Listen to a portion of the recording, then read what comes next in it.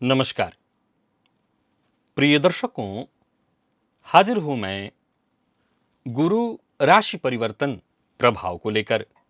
14 मई 2025 देवगुरु अपनी वर्तमान वृषभ राशि को छोड़कर मिथुन राशि में प्रवेश करने जा रहे हैं, जहां की वो 18 अक्टूबर 2025 की रात्रि में कर्क में प्रवेश कर जाएंगे और फिर 11 नवंबर को देवगुरु बृहस्पति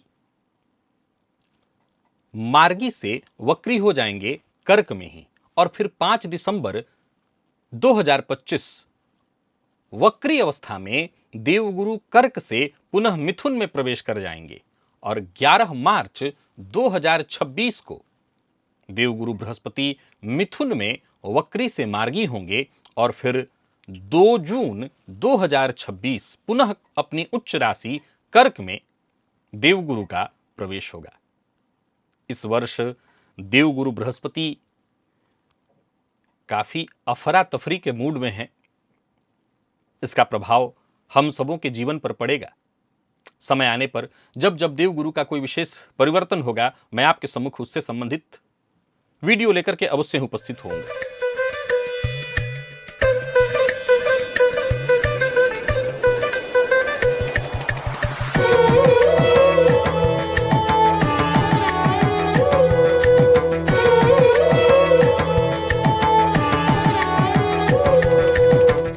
मेष से लेकर मीन राशि पर्यंत प्रत्येक राशि के जातकों के लिए धन, शिक्षा, संतान, विवाह, मान सम्मान, ऊंचाई के कारक देवगुरु आपके जीवन में क्या प्रभाव लेकर के आ रहे हैं। देवगुरु बृहस्पति का यह परिवर्तन आपके जीवन में क्या प्रभाव लाएगा, क्या क्या बदलने जा रहा है आपके जीवन में, कैसा बदलाव देखने को मिलेगा, इस पर हमारी बृहद चर्चा आज से प्रारंभ होने जा रही है। प्रिय दर्शकों, हर दिन 3-3 राशियों की चर्चा होगी। आज चर्चा मेष, वृषभ और मिथुन की है। प्रिय दर्शकों, प्रारंभ में ही बता दूं, पहले मैं देवगुरु बृहस्पति के राशि परिवर्तन को बोर्ड पर दिखाता था। अब चक्र के माध्यम से देवगुरु बृहस्पति की दृष्टि को आपको दिखा दूंगा। चूंकि आप मेरे पुराने दर्शक हो चुके हैं और देवगुरु बृहस्पति की दृष्टि को तो आप रटा रटाया याद करके बैठे हैं। तो चलिए अविलंब चर्चा प्रारंभ करते हैं। आज 3 राशियों की चर्चा होगी। प्रिय दर्शकों, अब आप लोग प्रायः संशय में पड़ तो जाते हैं, लेकिन मैं हमेशा कहा करता हूं कि देवगुरु बृहस्पति हो गए, राहु इत्यादि हो गए, ऐसे ग्रहों का जो गोचर है आपको सदैव अपनी जन्म राशि और नाम राशि दोनों के ही आधार पर देखना चाहिए। चलिए चर्चा प्रारंभ करते हैं। मेष राशि के जातकों के लिए मेरी सलाह है कि अपने लग्न और राशि दोनों के आधार पर आपको इस गोचर काल को देखना चाहिए।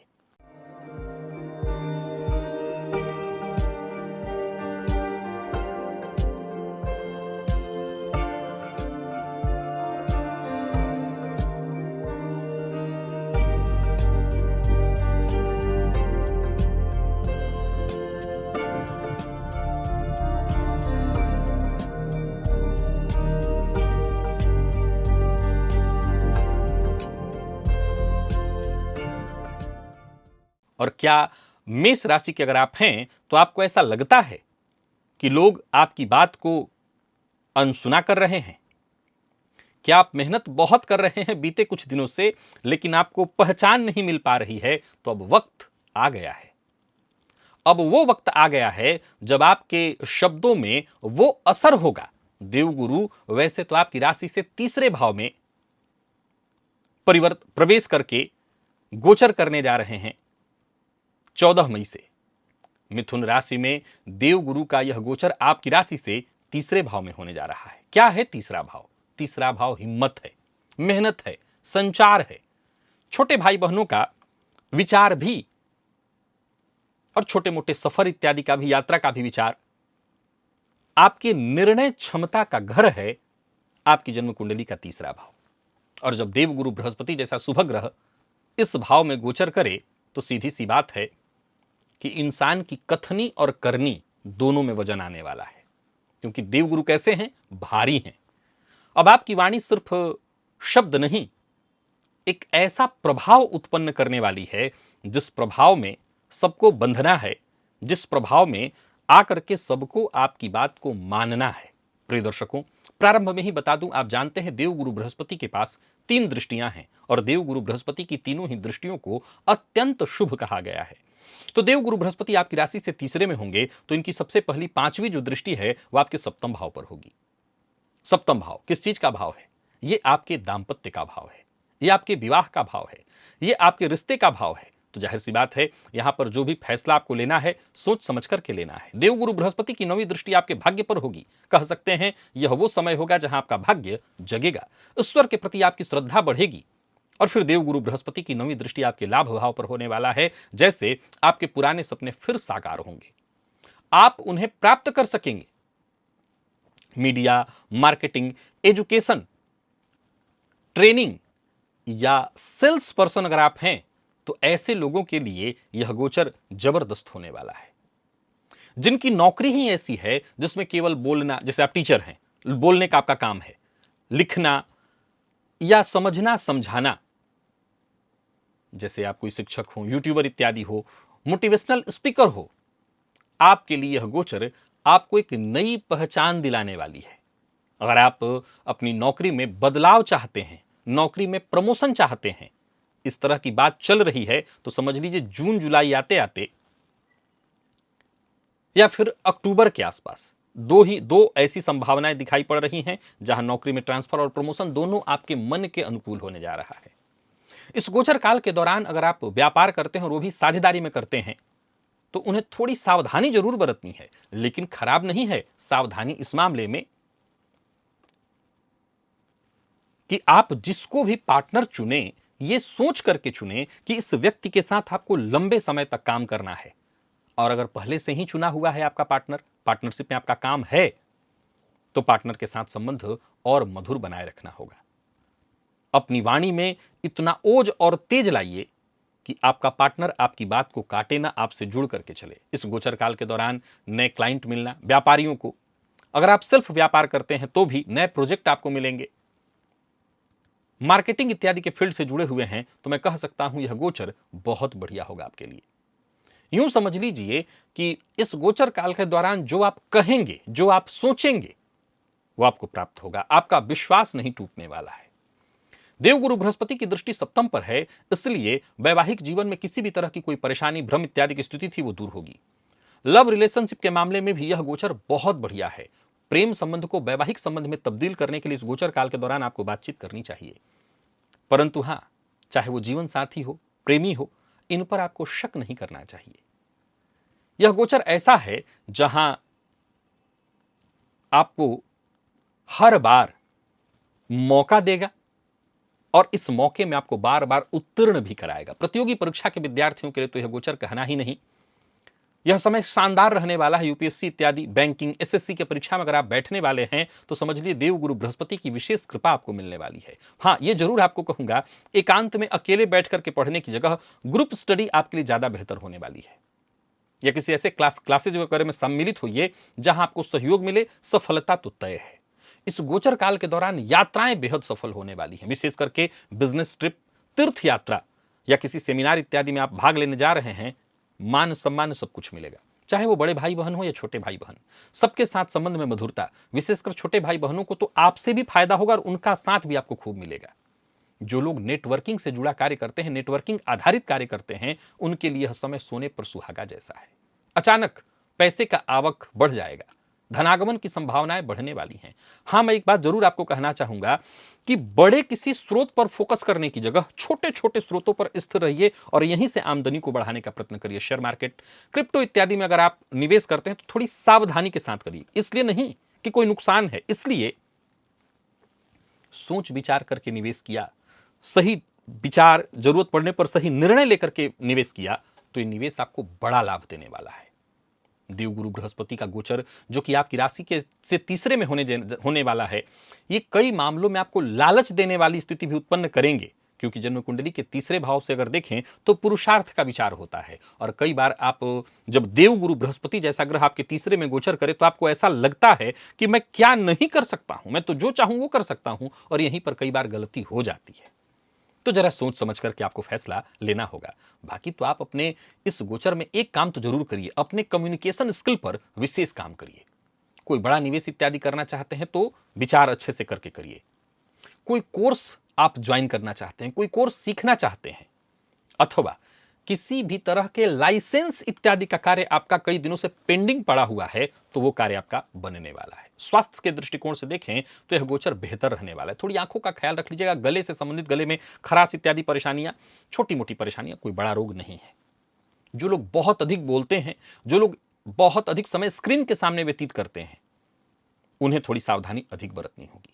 बाकी अगर आपकी कुंडली में देवगुरु की दशा चल रही है, अंतरदशा चल रही है, प्रत्यंतर दशा चल रही है, और अगर आपकी कुंडली में देवगुरु बृहस्पति किसी अच्छे भाव में बैठे हुए हैं, जैसे नवम में बैठे हैं, या आपके लग्न में बैठे हैं, या एकादश में बैठे हैं, या एक दशम में बैठे हैं, या पंचम में बैठे हैं, या चतुर्थ में बली होकर के बैठे हैं, तो यह सामान्य समय नहीं है आपके लिए। तीसरे के देवगुरु आपके जीवन में चहुओर से परिवर्तन लाने वाले हैं, बड़ा बदलाव, ऐसा बदलाव जहां गुरु आपके लिए केवल और केवल भाग्य के दरवाजे खोलने वाले हैं। अचानक कोई बड़ा अवसर आपको मिलने वाला है। प्रिय दर्शकों, मैं पुनः एक बार मेष राशि के जातकों के लिए समझाना चाहता हूं, यह गोचर बढ़िया है आपके लिए। तीसरे का गुरु आपके लिए हर तरह से सहयोगी होगा। चाहे किसी भी मामले में आप ले लीजिए, देवगुरु आपको सपोर्ट करेंगे। विदेश गमन के लिए प्रयत्न कर रहे हैं तो आपका ये काम बनने वाला है। वो सभी विद्यार्थी जो विदेश जाकर के शिक्षा ग्रहण करने वाले हैं, उनके लिए यह गोचर बहुत बढ़िया है।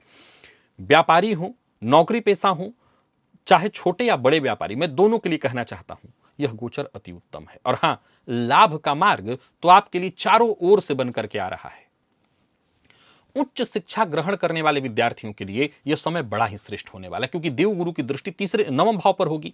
अब तीसरे में बैठ करके देवगुरु नवम भाव को देखेंगे तो पुरुषार्थ में तो वृद्धि कर ही रहे हैं, आपके भाग्य में भी वृद्धि करेंगे, जो कि उच्च शिक्षा का भाव है। फलतः बहुत बढ़िया है समय। क्या करना है आपको उपाय के रूप में? तो हर गुरुवार कोई पीला फल या गुड़ चना का भोग भगवान श्री विष्णु के मंदिर में भी लगा सकते हैं, या पीला फल जाकर के भोग लगाइए, ओम ब्रिम बृहस्पतये नमः मंत्र का जप करिए। और हां, सुबह की पहली किरण के साथ ही उठने का प्रयत्न करिए, ताकि एक नई सकारात्मक ऊर्जा का संचार हो। भुवन भास्कर को अर्घ्य दीजिए, और इस गोचर काल के दौरान मित्र की सहायता करने से चमत्कारिक लाभ होगा आपको, या यूं कहिए कि मित्र की सहायता से लाभ के और भी बहुत सारे स्रोत बनेंगे। तो आप ये उपाय कर लीजिएगा। बात वृषभ लग्न और राशि के जातकों की कर लेते हैं। यह गोचर आपके लिए कैसा रहने वाला है?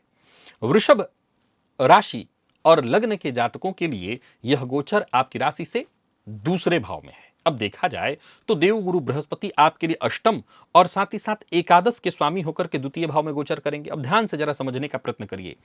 देवगुरु बृहस्पति एकादशपति बनकर के द्वितीय में गोचर करेंगे तो यह महाधनी योग हुआ। अष्टम भाव देवगुरु बृहस्पति का ही भाव होगा, जिस पर देवगुरु की 7वीं दृष्टि होगी। क्या आपको कभी लगता है कि पैसा आ रहा है पर टिक नहीं रहा? क्या पैसों के कारण आप परेशान रहे हैं बीते कुछ दिनों में? क्या आप अपने परिवार के लिए कुछ बड़ा करना चाहते हैं? कोई ऐसा सपना आपने संजो रखा है जिसे पूरा करना चाहते हैं, लेकिन कोई ना कोई रुकावट आ रही है? अब वक्त बदलने वाला है आपका। 14 मई देवगुरु बृहस्पति जैसे ही वृषभ को छोड़कर मिथुन में प्रवेश करेंगे, वो दौर आपके लिए भी शुरू होगा। द्वितीय भाव, यह भाव धन का है, यह आपकी वाणी का है, यह आपके परिवार से जुड़ा हुआ है। दूसरे भाव से आपके बोलने का अंदाज, धन कमाने की शैली और परिवार की नींव का विचार होता है। जब देवगुरु बृहस्पति जैसा शुभ ग्रह आपके लग्न अथवा राशि से दूसरे में गोचर करेगा, तो यह व्यक्ति की इनकम पर असर डालेगा। कमाई में स्थायित्व और वृद्धि आएगी। परिवार के बड़े सदस्यों का आशीर्वाद आपको मिलेगा, और उनके आशीर्वाद से आपकी स्थिति मजबूत होगी। यह समय ऐसा होगा जहां आप लोगों के दिल में भले ही जगह बना पाएं या न बना पाएं, लेकिन दिमाग इस्तेमाल करके उनसे जीतेंगे, और अपने शब्दों से, अपने व्यवहार से सबको अपने नियंत्रण में लेंगे। देवगुरु बृहस्पति की दृष्टि कहां कहां पर है? तो आप जानते हैं आपकी राशि से देवगुरु बृहस्पति की दृष्टि आपके षष्ठ भाव पर, आपके अष्टम पर, और साथ ही साथ आपके दशम पर होगी। षष्ठ पर होने से यह समय ऐसा होगा जहां आप अपने शत्रुओं पर विजय पाएंगे, अपनी मेहनत से आगे बढ़ेंगे, अष्टम पर देवगुरु की दृष्टि से अचानक कोई लाभ, गूढ़ विषयों में रुचि जागृत होगी। और दसम पर दृष्टि से करियर में धीरे धीरे आप उस ऊंचाई को छू सकेंगे जहां तक पहुंचना आपका सपना रहा हो। यूं समझ लीजिए कि यह गोचर ऐसा है कि जितना ठहर कर, जितना सोच समझ कर आगे बढ़ेंगे, उतना ही आपको लाभ होगा। बस यूं समझ लीजिए कि देवगुरु बृहस्पति आपको भागना नहीं, संवरना सिखा रहे हैं। संभल कर चलिए और संवर जाइए। आपकी कमाई का तरीका बदल सकता है। हो सकता है नया जॉब आपको ऑफर हो, या साइड इनकम आपका शुरू हो जाए। इस गोचर काल में चूंकि महाधनी योग का प्रभाव आपको मिलने जा रहा है, तो धनागमन के रास्ते तो बनेंगे ही। मैं प्रारंभ में बता दूं, अगर आपने शुरू से वीडियो नहीं देखा तो यह जान लीजिए कि राशिफल मैं आपको आपके वैसे तो चंद्र राशि के आधार पर बता रहा हूं, लेकिन आप अपने लग्न के आधार पर भी इस राशिफल को देखिए। जो लोग फाइनेंस, काउंसलिंग इत्यादि ट्रेनिंग के क्षेत्र से जुड़े हुए हैं या भाषा से जुड़ा हुआ कोई कार्य करते हैं, तो उनके लिए जबरदस्त मुनाफे का समय होगा। जून से लेकर के अगस्त के दौरान और उधर नवंबर से दिसंबर के दौरान भी कोई बहुत बड़ा कॉन्ट्रैक्ट, प्रमोशन आपको मिलने वाला है। आर्थिक दृष्टिकोण से देखें तो यह समय जो मैं बता रहा हूं आपके लिए विशेष श्रेष्ठ होगा। अगर आप फैमिली बिजनेस करते हैं या कोई ज्वाइंट बिजनेस है आपका, तो वहां पर आप कोई नई योजना ला सकते हैं। निवेश थोड़ा सोच समझ करके करना होगा। और हां, वाणी दमदार होने वाली है, तो जरा सोच समझ करके बोलिए, क्योंकि अपनी वाणी से ही आप फायदा उठाने वाले हैं। अगर आप ब्रांडिंग वगैरह का कार्य करना चाहते हैं तो यह समय बहुत बढ़िया होगा। अपने ग्राहकों से बात करके अपने ग्राहकों की संख्या में वृद्धि आप कर सकते हैं। अगर आप व्यापारी हैं, ग्राहकों के मध्य आपका संपर्क बढ़ेगा नहीं, फैलेगा।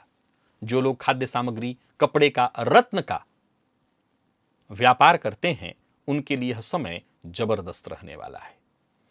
परिवार में वरिष्ठ जो सदस्य हैं, उनका पूरा पूरा सहयोग इस गोचर काल के दौरान मिलेगा। लेकिन हां, संभव है कि माता अथवा पिता में से किसी एक के स्वास्थ्य को लेकर के थोड़ी चिंता हो जाए।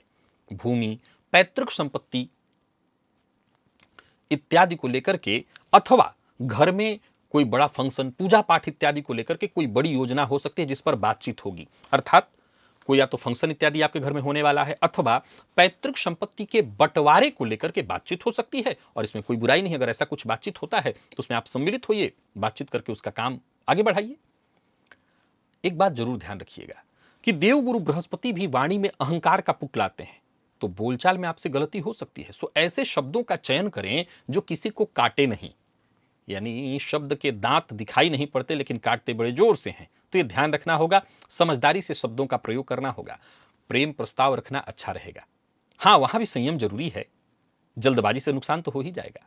वैवाहिक जीवन में कोई अड़चन या परेशानी थी वो दूर होगी। विवाह तय होने वाला है। पारिवारिक जीवन में भी सब कुछ ठीक ही दिखाई पड़ रहा है। पति पत्नी के बीच धन को लेकर के बोलचाल कुछ दिनों के लिए बंद हो सकता है या थोड़ा मतभेद आ सकता है। हालांकि मैं आपको बता दूं कि यहां कुछ बिगड़ने वाला नहीं, एक सामान्य सांभन है। लेकिन ऐसे लोग, मैं दोनों को कहना चाहता हूं, जो कुटिल सलाह देते हैं, ऐसे कुटिल सलाह देने वाले अपनों से जरा बच के रहिएगा। जो लोग कॉमर्स और अकाउंटिंग इत्यादि के फील्ड से जुड़े हुए हैं, फाइनेंस या मैनेजमेंट के फील्ड से जुड़े हुए हैं, इनमें पढ़ाई कर रहे हैं, उनके लिए यह गोचर, या भाषा इत्यादि की शिक्षा ग्रहण कर रहे हैं, तो उनके लिए गुरु कृपा लेकर के आ रहे हैं। जिन छात्रों का मन पढ़ाई में नहीं लग पा रहा था, उनके विचार में जैसे एकाएक परिवर्तन देखने को मिलेगा। ऐसा देखने को मिलेगा कि कोचिंग में टीचर इत्यादि का विशेष मार्गदर्शन उनको मिलने लगेगा और उनको भी आनंद आने लगेगा। गुरु आपके धन भाव में आकर के आपको सहयोग कर रहे हैं, फलतः शॉर्ट नहीं, लॉन्ग टर्म इन्वेस्टमेंट की ओर जाइए। यह समय उत्तम होगा। यह समय ऐसा है जहां आप पीएफ वगैरह, इंश्योरेंस, एसआईपी या एफडी में निवेश कर सकते हैं। आप परामर्श लेकर के करेंगे, सोच समझ करके करेंगे किसी जानकार व्यक्ति से, और बढ़िया होगा। स्वास्थ्य के मामले में अपने मुंह, गले का, जीभ या गले के अंदर की जो ग्रंथियां होती हैं, भोजन पाचन से संबंधित परेशानियां, जिन लोगों को शुगर है, ब्लड प्रेशर है या थायराइड इत्यादि की परेशानी है, उन्हें अपने खान पान को लेकर के विशेष सजग और सचेत रहना चाहिए। क्योंकि देवगुरु बृहस्पति का जो नियंत्रण है वो पाचन तंत्र पर है, तो खान पान अपना नियंत्रित रखिएगा। शुद्ध और सादा भोजन, सात्विक भोजन ग्रहण करिए। बताते चलूं, देवगुरु की दशा आपको चल रही है, क्योंकि देखिए दो बातें हैं। अगर आप वृषभ लग्न के हैं तो दशा इत्यादि आपके लिए अकारक होगी। लेकिन अगर आप वृषभ लग्न के नहीं हैं, केवल राशि आपकी वृषभ है, लग्न आपका कोई और है, मान लीजिए कि आपका लग्न मेष है, मान लीजिए कि आपका लग्न धनु है, तो उस स्थिति में अगर देवगुरु की दशा आपको चल रही है, अंतरदशा चल रही है, प्रत्यंतर दशा चल रही है, और इस समय में देवगुरु का यह गोचर, यह आर्थिक दृष्टिकोण से बड़ा परिवर्तन ला सकता है। इस गोचर से परिवार से जुड़ी कोई विशेष जिम्मेदारी आपकी पूर्ण होगी, या परिवार की कोई बड़ी ऐसी विशेष जिम्मेदारी आपको मिल सकती है जो कि आपके लिए बड़ा श्रेष्ठ हो। उपाय बताता हूं जिससे और करिए, लेकिन उससे पूर्व एक बार जरा सा सारी बातों को घुमा करके समझा देता हूं। वृषभ राशि के जातकों के लिए देवगुरु बृहस्पति अभी तक आपकी राशि पर थे, वो समय भी बहुत अच्छा था। हाँ, स्वास्थ्य को लेकर के थोड़ी चिंता थी। अब देवगुरु दूसरे भाव में होंगे जहां के वो धन के कारक हैं और महाधन योग का निर्माण कर रहे हैं। फलतः अगर आपकी कुंडली में गुरु की स्थिति अच्छी है और इस समय आपकी कुंडली में कोई ऐसी दशा अंतरदशा नहीं चल रही है जो आपके लिए मारक कहलाए या विशेष कष्टदायी हो, तो यह गोचर आपके लिए अति उत्तम सिद्ध होने वाला है। इस गोचर का आप जितना लाभ उठा सकते हैं उठाइए। विशेष करके धन कमाने से ज्यादा धन संचित करने पर फोकस करने के लिए यह गोचर बढ़िया माना जाएगा। गुरुवार के दिन गाय को गुड़ और चने की दाल खिलाइए, चना और चना दाल खिलाइए, और सूर्योदय के समय विशेष रूप से ओम नमो भगवते वासुदेवाय इस मंत्र का 108 बार जप करिए। अपने घर के मंदिर में गुरुवार के दिन विशेष रूप से पीला पुष्प ला करके रखिए। अगर विशेष करके भगवान श्री विष्णु की मूर्ति इत्यादि है तो उनकी आरती करिए। यह गोचर आपके लिए श्रेष्ठ सिद्ध होगा। चलते हैं आज की आखिरी राशि मिथुन की ओर। बताते चलूं कि 3 राशियों की ही चर्चा आज है, बाकी की 3 राशियों की चर्चा कल होगी। मिथुन राशि के जातकों के लिए प्रारंभ में आप जान ले, यह राशिफल आपको आपके चंद्र राशि के आधार पर बता रहा हूं मैं, पर मेरी राय है कि आप इस गोचर को अपने लग्न के आधार पर भी देखिए। अब जबकि देवगुरु बृहस्पति आपकी राशि पर ही आने जा रहे हैं, कहां के स्वामी हैं देवगुरु, तो 2 केंद्रों के स्वामी होकर के, यानी दशम और सप्तम के स्वामी होकर के आपके राशि पर देवगुरु का अब गोचर होने जा रहा है। आपके लिए अब वो समय आ रहा है जिसे हम कहते हैं ये जागने का समय है, अपने आप को जानने का, अपने आप को समझने का और खुद को एक नई दिशा में ढालने का समय है। क्योंकि 14 मई को जब देवगुरु बृहस्पति परिवर्तन करेंगे तो वह आपकी राशि अर्थात मिथुन राशि में प्रवेश करेंगे, जहां की वो उच्चाभिलाषी होंगे। लग्न में देवगुरु बृहस्पति की उपस्थिति व्यक्ति के व्यक्तित्व को, उसकी सोच को, उसके पूरे जीवन को, कह सकते हैं उसकी दिशा दशा नक्शा सब बदल जाएगा। आप जानते हैं गुरु की दृष्टि यहां से पंचम पर होगी, सप्तम पर होगी, नवम पर होगी। पंचम पर होना संतान पक्ष से सहयोग, प्रेम, संतान की क्रिएटिविटी को दिखाएगा। आपकी अगर स्वयं आप विद्यार्थी हैं तो आपकी क्रिएटिविटी को बढ़ावा मिलेगा। सप्तम पर है तो दाम्पत्य जीवन में सुखमय स्थिति उत्पन्न होगी। अविवाहित है तो विवाह का प्रस्ताव आपको मिलेगा। और नवम पर तो कहना ही नहीं, यह भाव भाग्य का है, यह भाव धर्म यात्रा का है, धर्म का है, तीर्थ यात्रा का है, गुरु से संबंध प्रबल करने का है, गुरु दीक्षा का है। तो यह गोचर सीधी सी बात है, आप समझ सकते हैं आपके लिए कितना महत्वपूर्ण होने वाला है। लग्न में देव गुरु बृहस्पति का आना यह आपके लिए बड़ा ही श्रेष्ठ अवसर होगा। इसका बड़ा ही गूढ़ मतलब है कि यह समय आपके जीवन में एक बहुत बड़ा परिवर्तन लेकर के आ रहा है। लग्न ये क्या है? ये आपका शरीर है। लग्न आपका स्वभाव है, आपकी इच्छाओं को, आपके व्यक्तित्व को प्रदर्शित करता है आपका लग्न। और जब देव गुरु बृहस्पति आपके लग्न पर गोचर करना प्रारंभ करते हैं तो ये आपके जीवन की दिशा बदल देते हैं, आपकी सोच को गंभीर बना देते हैं, आपको स्थिर और ऊंचा बना देते हैं। यूं समझ लीजिए कि अब आपका ज्ञान, आपकी क्षमता, आपकी ताकत बनने जा रही है। आपकी सोच, आपके द्वारा लिया गया निर्णय, बस यूं समझ लीजिए कि पहले की तुलना में अब आप ज्यादा प्रभावशाली दिखने लगेंगे। मीटिंग में, इंटरव्यू इत्यादि में जहां भी आप होंगे, लोगों की नजर आप पर अनायास जाएगी। जो लोग स्वतंत्र रूप से काम करते हैं, जैसे कोई नया स्टार्टअप है आपका, आप फ्रीलांसिंग का कोई कार्य करते हैं, तो यह समय तैयार रहने का है। और नौकरी में हैं तो वहां आपकी नई पहचान बढ़ेगी, आपको नई जिम्मेदारी मिलेगी। जून से जुलाई और नवंबर दिसंबर का समय बहुत बढ़िया आपके लिए होने वाला है। अगर आप पार्टनरशिप में व्यापार करते हैं अथवा स्वतंत्र व्यापार करते हैं, आप पेशेवर हैं, यह समय बहुत अच्छा है। अगर आप लिखने का काम करते हैं, राइटर हैं, अगर आप बोलने का काम करते हैं, अगर आप ट्यूटर हैं, ट्यूशन पढ़ाने का काम करते हैं, अगर आप मीडिया से जुड़े हुए हैं, आप यूट्यूब इत्यादि से जुड़े हुए हैं, तो यह समय ऐसा है जहां आपके पहचान में 4 चांद लगने वाली है। आप अपने ब्रांड के लोगों से ब्रांडिंग से, अपने वीडियो इत्यादि के कंटेंट और विजुअल इफेक्ट से लोगों का ध्यान आकर्षित कर सकेंगे। यह ऐसा समय है जहां अब खुद ब्रांड बनने के लिए आपको तैयार रहना होगा। यह समय है आपके एक्सपोजर का, यह समय है अपने आप को पहचानने का। परंतु यह ध्यान रखिएगा, सूर्य और देवगुरु में एक चीज कॉमन जैसा है। सूर्य भी अहंकार उत्पन्न कराते हैं और देवगुरु भी। यह भारी ग्रह है और कई बार जब ज्ञान की अधिकता महसूस होने लगे, ये परिमार्जित ज्ञान है लेकिन कई बार उसमें अहंकार ला देते हैं। सो आत्म महिमा मंडन से आपको बचना होगा। मैं ही सब कुछ हूं, मेरा ही ज्ञान सब कुछ है और मैं ही जो कह रहा हूं वही सही है, ये इस तरह की सोच आप पर भारी पड़ेगी। देवगुरु बृहस्पति की दृष्टि नवम पर है। सौभाग्य आपके साथ है, इस समय का लाभ उठाइए। देवगुरु बृहस्पति नहीं तो फिर आपके इस समय को, जो श्रेष्ठ समय है, फिर कड़ी परीक्षा में बदल देंगे। प्रेम संबंध में तो जैसे यह गोचर बहुत अच्छा है। आपका व्यवहार थोड़ा गंभीर होना चाहिए, शांत होना चाहिए। वैसे आप आध्यात्मिक रहेंगे लेकिन आप आकर्षक भी खूब हो जाएंगे। वो लोग जो आपकी ओर अनायास ही खींचे खींचे आ जाएंगे, उनको खुद भी नहीं पता होगा कि वो आपसे खींचे हुए क्यों आ रहे हैं, क्यों आपकी ओर खींचने के लिए, आकर्षित होने के लिए वो बाध्य हो रहे हैं। जो लोग अविवाहित हैं उन्हें विवाह का प्रस्ताव मिलेगा। पार्टनरशिप में अगर काम कर रहे हैं तो बस आगे बढ़ते चले जाइए। लाइफ पार्टनर के लिए भी यह समय बहुत अच्छा है। अविवाहित हैं तो विवाह का प्रस्ताव मिलेगा, और विवाहित हैं, संतान को लेकर के चिंतित हैं, तो संतान की कामना आपकी पूर्ण होगी, क्योंकि देवगुरु बृहस्पति की दृष्टि पंचम भाव और नवम भाव पर होने वाली है। थोड़ा गुस्से पर नियंत्रण रखिएगा। और दूसरी बात, वजन बढ़ने लगेगा तो खान पान भी नियंत्रित रखिएगा। रिश्तों में दूरियां उत्पन्न न हो, चाहे वो जीवन साथी हो, माता पिता हो, आपके अपने हो, उनसे जरा जुड़ करके रहिए। और विद्यार्थियों के लिए समय बहुत बढ़िया है। गंभीर अध्ययन के लिए तो बहुत ही बढ़िया। आप लॉ फील्ड से जुड़े हैं, किसी रिसर्च से या ज्योतिष के फील्ड से जुड़े हैं, या उच्च शिक्षा कोई ग्रहण कर रहे हैं, यह समय बेहतर नहीं बेहतरीन है। प्रतियोगी परीक्षा देने वाले विद्यार्थियों के लिए समय ऐसा है जहां गुरु का साथ आपको मिलेगा। बस आपको पढ़ाई में थोड़ा अनुशासन रखना होगा। कोई ऑनलाइन कोर्सेज इत्यादि कर रहे हैं, फॉरेन लैंग्वेज सीख रहे हैं, बस समझ लिए समय ऐसा है जहां अपने स्किल में आपको और अपग्रेड करना है। यह समय परफेक्ट है आपके लिए। देवगुरु का आपकी राशि पर आते ही आपके स्वास्थ्य में सुधार देखने को मिलेगा। मन में जैसे एक संकल्प लेने का विचार उत्पन्न होगा। ऐसा लगेगा मैं संकल्प लूं, और आप लेंगे, और जो भी संकल्प लेंगे उसे पूरा करेंगे। परंतु देवगुरु का पाचन तंत्र पर नियंत्रण है, सो खान पान बहुत नियंत्रित होना चाहिए। जैसे मैंने पहले कहा, वजन, क्योंकि वजन बढ़ा तो पाचन पर असर पड़ेगा। थायराइड हो गया, ब्लड शुगर जैसी समस्याएं उत्पन्न हो सकती हैं, तो आपको थोड़ा नियंत्रण रखना होगा। मानसिक रूप से अपने आप को ज्यादा से ज्यादा शांत और संतुलित रखने का प्रयत्न करिए। विवेकशील बनकर के बस आगे बढ़ते चले जाइए, क्योंकि देवगुरु बृहस्पति का यह गोचर आपके लिए बड़ा ही उत्तम सिद्ध होगा।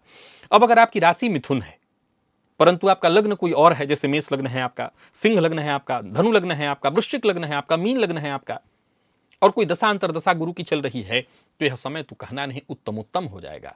धन, सफलता, समृद्धि, मान सम्मान के साथ साथ आत्म चेतना के लिए, अपने आप को जगाने के लिए, अपने आप को पहचानने के लिए, कोई विशेष निर्णय लेने के लिए यह समय बड़ा ही महत्वपूर्ण होगा। यह गोचर ऐसा होगा जहां विवाह, संतान का सुख आपको प्राप्त होगा। विदेश जाने के लिए प्रयत्न कर रहे थे तो आपका यह काम होगा। करियर में कोई बड़ा परिवर्तन करना चाहते तो वो होगा। इनकम में वृद्धि और स्थायित्व दोनों देखने को मिलेगा। गति थोड़ी धीमी हो सकती है, पर धीरे धीरे करके आगे बढ़ते चले जाइए। शुरुआत के 2-3 महीने तक आपको बस इतना ही ध्यान रखना है। 14 मई के बाद 2-3 महीना इधर आने वाले में आपको अपनी फाइनेंशियल जो प्लानिंग है उस पर ज्यादा ध्यान देना होगा। ज्यादा खर्च ना हो, इस पर फोकस करना होगा। धन आय और संचित हो, क्योंकि यही पैसा आगे इन्वेस्ट करना है आगे चल करके आपको। और बाकी जो लोग कोई नया कोर्स इत्यादि कर रहे हैं तो उनके लिए बहुत अच्छा है। कुछ नया अगर आप नहीं कर रहे हैं तो मेरी सलाह है कि कोई नया स्किल सीखिए। और हां, अगर इस समय आपने अपने स्वास्थ्य का ध्यान रखा तो आने वाला 5 वर्ष आपको स्वास्थ्य को लेकर के चिंता नहीं रह जाएगी। बिल्कुल, देवगुरु जैसा कि मैंने कहा भारी बना देंगे। या तो आप खूब तला भुना खाइए, खान पान अनियंत्रित करिए और वजन बढ़ा लीजिए, और फिर अगले 5 साल तक रोग से जूझिए और फिर कहते रहिए देवगुरु ने खराब किया। और या आप बिल्कुल सात्विक हो जाइए, खान पान नियंत्रित कर लीजिए, दिनचर्या अपनी सुरक्षित कर लीजिए, और अगला आने वाला 5 साल आप बम बम करिए, कोई चिंता नहीं है।